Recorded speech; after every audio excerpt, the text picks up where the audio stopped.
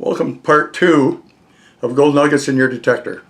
In the first part of this series, I discussed ground balance, threshold, and sensitivity or gain, depending on what it's listed as on your machine.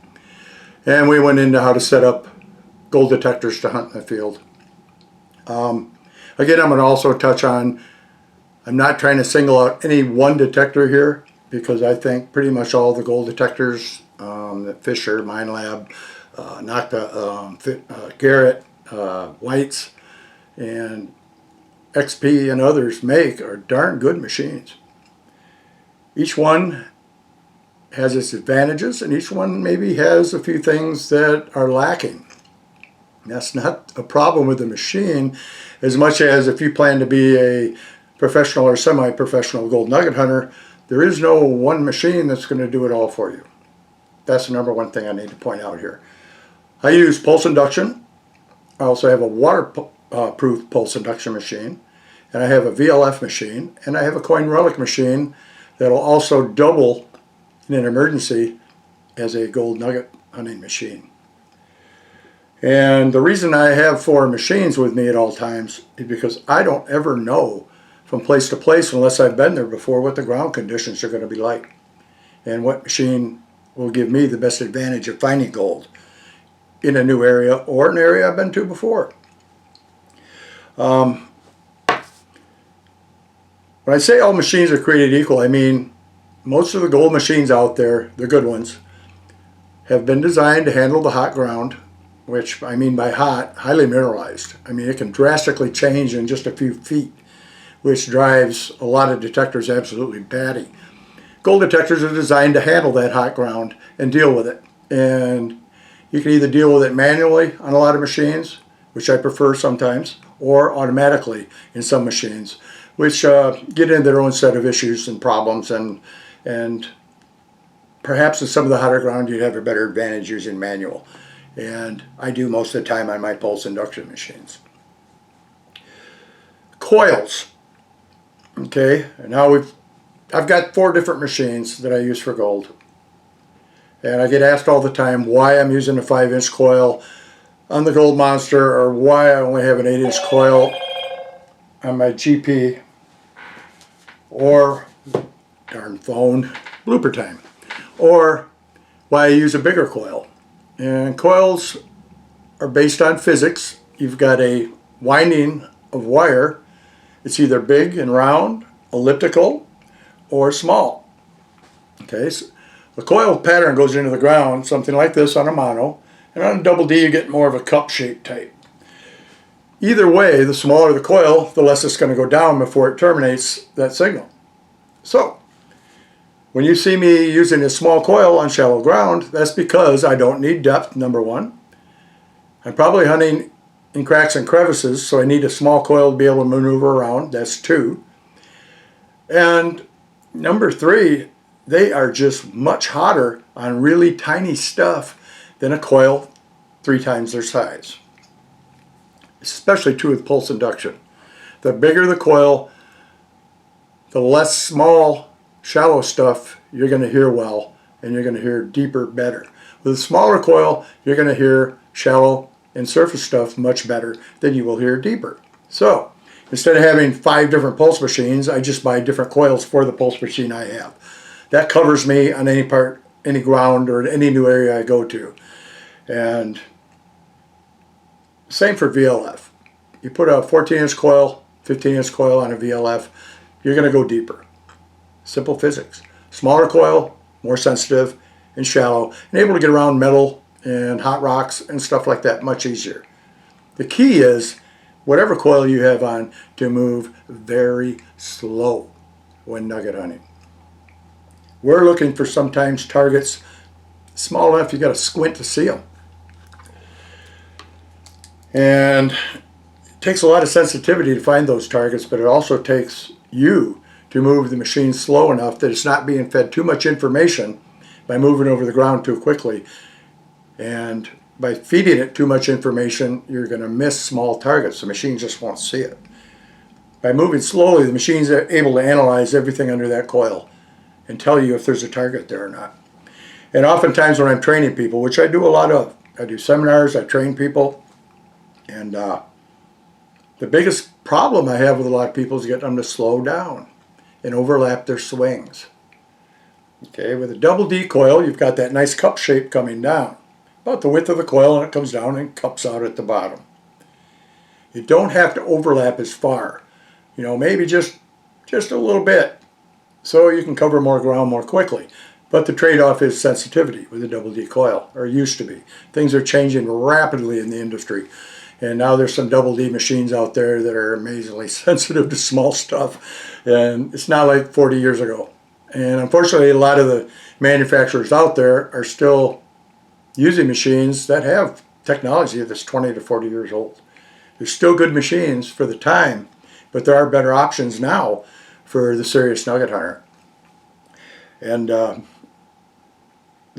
monocoil goes down like this, in a cone shape.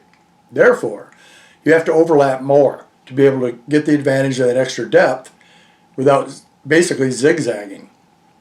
Okay, when you zigzag across an area, you're doing a Z shape as you walk. Every time you Z, you're missing everything in that little zone in between. And then you get a guy like me that comes along right behind you, and I'm overlapping all my swings. Yeah, I'm moving a little slower, but I'm going to pick up those nuggets that you missed or left for me. Sweep speed and overlapping are two of the most important things in nugget hunting. And not is it only going to find you targets that you may have missed otherwise, it's also going to let your machine be more tolerant of hot rocks. It has more time to identify them and work around them. And kick them out of the way and just move on. And like I said before, there's some newer machines out there that are very different. The Gold Monster 1000 by MindLab, no threshold. Don't have to listen to a threshold. It's still more sensitive, in my opinion, after using it for over a year.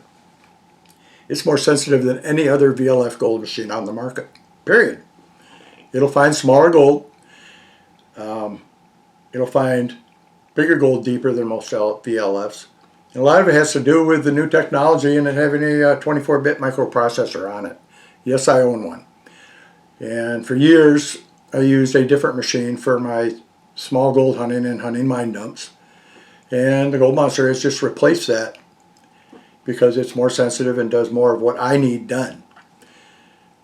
And again, even in the mine dumps and some of these washes, the ground's so hot that having a machine with a better ability to handle that hot ground is more important to me than brand or anything else.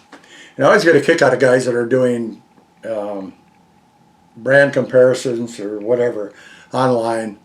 And sometimes they've never even tried the other brand. They're going by something they read somewhere. Until you take a detector out to your area where you hunt, you're not going to know what that machine does. If you're in Oregon and you're having trouble with a machine, that machine may work just fine in Arizona, or vice versa. Or maybe it's your setup. Gold machines are notorious for having a lot of bells and whistles on them. Well, they're not really bells and whistles. On the higher end pulse induction machines, which I use most of the time, those bells and whistles are settings to give you the ability to handle any ground you come across. And 9 times out of 10, that machine will do it. But you have to learn your machine, folks. I don't know how many people don't ever even read the manual. They get a machine, they take it out and use it, they struggle with it, they get frustrated, they throw it in the closet and they're done. And you ask them if they read the manual, they say, well, I read part of it, but I didn't understand it.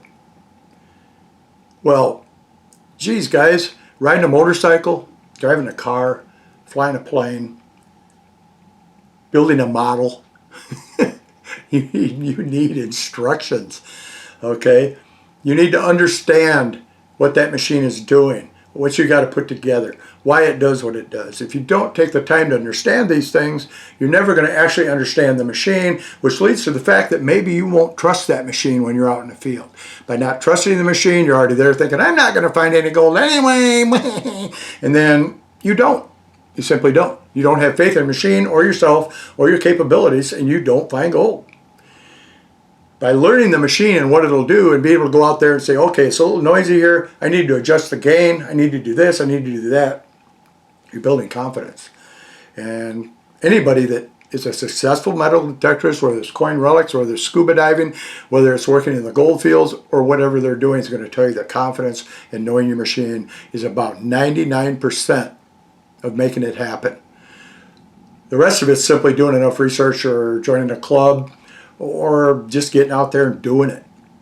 And we're talking about making your machine work here, not research techniques. I talk about that in a different video. That's a big part of what we do too. But I can confidently go out to areas that have been slammed and pounded by hundreds of people and still squeak out a nugget many times. And my friends, the machines can be an advantage in some cases, but in most cases it's the operator. You can hand me a Gold Bug 2, a Minelab Gold Monster 1000, a GP 3500, a Nocta, White's Goldmaster 2, Goldmaster 3, I love that machine. Any of those, Garrett, AT Pro, AT Gold, I mean, the Garrett ATX, I can go out and find gold with those machines. And by being able to do that, and having been a dealer for many years, and getting to try all these different machines, I learned it's not as much the machine as the operator, and learning that machine. And I'm going to go further into this. I hate to get these too long because nobody will watch them to the end. And we'll go into how to use different machines and what the advantages are in the next little bit of this. But I want you folks to stick with me on this because I'm giving up some stuff here that I've learned over the years that's going to make a big difference in your detecting. Don't think it's always the machine. You need to learn that machine. You need to master that machine and make that machine work for you, not against you. And you'll know when that happens because you're going to look at that machine and goes, I understand you. I get you now. Let's go do this. Instead of being intimidated by the machine. And if you're going to buy a new machine, folks, do yourself a big favor and buy from a dealer that will train you.